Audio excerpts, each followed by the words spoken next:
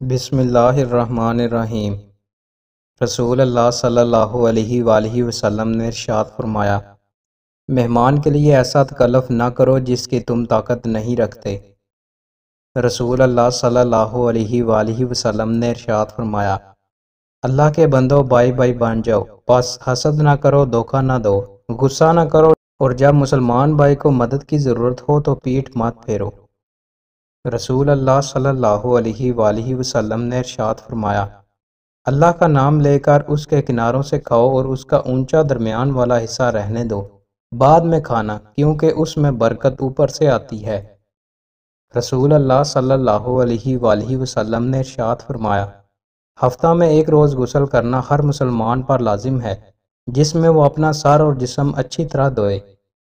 رسول اللہ صلی اللہ علیہ وآلہ وسلم نے ارشاد فرمایا، مومن مرد اور مومن عورت کی جان، اولاد اور مال میں آزمائشیں آتی رہتی ہیں، یہاں تک کہ جب وہ مرنے کے بعد اللہ سے ملاقات کرتے ہیں تو اس پر کوئی گناہ نہیں ہوتا۔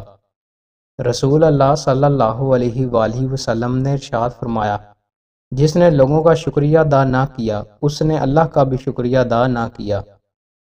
رسول اللہ صلی اللہ علیہ وآلہ وسلم نے ارشاد فرمایا، جو شخص عدم توجہ کی بنا پر 3 جمعے چھوڑے تو اللہ تعالیٰ اس کے دل پر مہر لگا دیتا ہے۔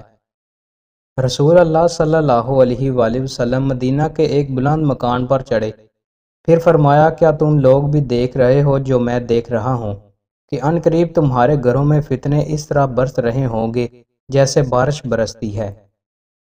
کسی چیز کو منحوس سمجھ کر کسی کام سے رکنا کیسا ہے؟ رسول اللہ صلی اللہ علیہ وآلہ وسلم نے ارشاد فرمایا، جسے بدشگونی نے کسی کام سے روک دیا، اس نے شرک کیا۔ لوگوں نے کہا، یا رسول اللہ، اس کا کفارہ کیا ہے؟